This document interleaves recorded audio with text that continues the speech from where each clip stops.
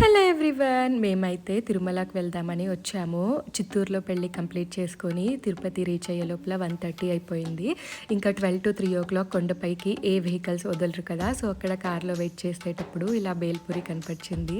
నాకైతే భలే అనిపించింది. నిద్ర వస్తూ ఉంటే కూడా వర్షానికి అండ్ కారం కారంగా ఏమన్నా తినాలనిపిస్తా ఉండింది. ఆ టైంలోనే వీళ్ళు అమ్ముతూ ఉన్నారు. ఇంకా ప్రవీణ్ వెళ్ళి తీసుకువచ్చారు. మీకు కూడా నాలాగా ఎంతమంది ఉండారు ఇలా మిడ్ నైట్ క్రేవింగ్స్ వాళ్ళు అని మిస్ చేయకుండా కమెంట్స్ చేయండి.